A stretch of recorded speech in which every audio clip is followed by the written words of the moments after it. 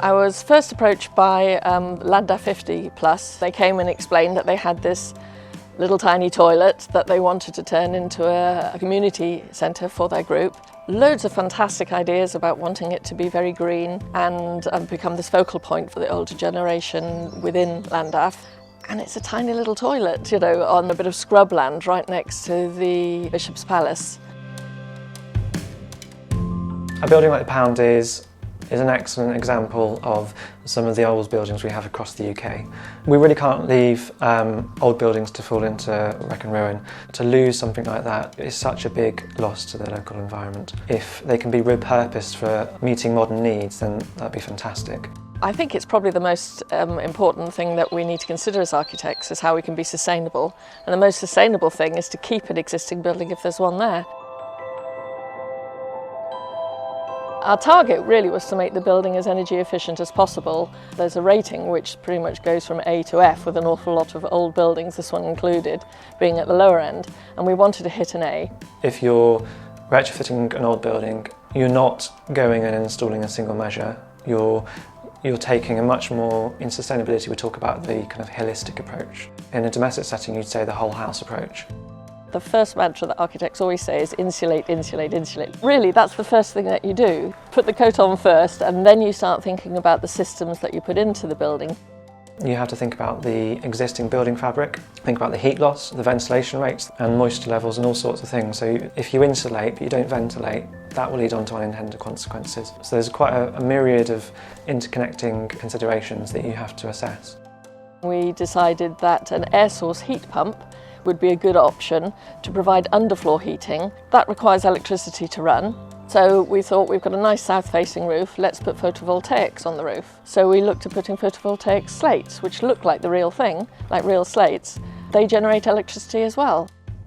Renewable energy provides a clean way of providing all the energy that we need in our modern lives. We can't rely on coal, fire stations chucking out all the gases. We need to diversify the energy grid. More and more you have the big entities providing sort of large-scale wind farms, all the way down to community-owned solar farms, whatever it might be. You need that kind of decentralisation to provide power to communities and to people where it's needed. We're very keen to get sufficient ventilation in the building, so we've got a system where it brings fresh air in from the outside, it then sucks the stale warm air back out of the building, it takes the heat from it and then uses that heat to heat the new fresh air as it comes into the building. Other environmental features that we've got, we thought about water consumption. Wales is a very wet place, so we thought, well, let's have a rainwater harvesting tank that we could use to run the toilet. And we put it all on display. We've made sure that everything that we've done can be easily seen and understood. Lots of these buildings, when they're being repurposed and retrofitted, a big part of why they're doing it is they want to engage with the local community of all generations. The kind of community outreach and education of these projects is so worthwhile. This sort of project's going to be even more prevalent in the future.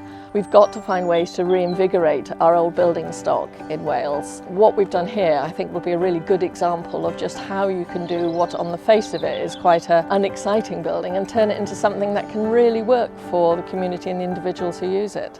It's a fantastic achievement. It demonstrates with careful planning, having the right people involved from the architects through to the installers, that you really can achieve your ambitions.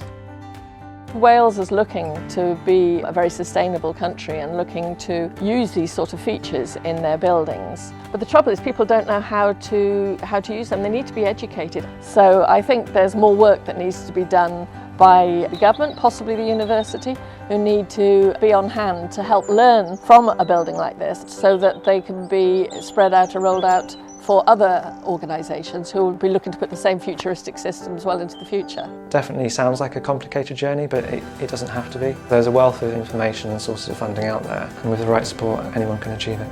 We're in a climate crisis, so we need to do what we can to try and reduce that part of our carbon footprint as a country. It's crucial that we make a big effort to become more sustainable across the global economy, and it's going to take a global shift in consciousness to kind of really combat some of these issues. I would suggest to anyone, if you get a chance to be involved in something like this, grab it with both hands, because there's just so much to be gained and so much to be learned from it.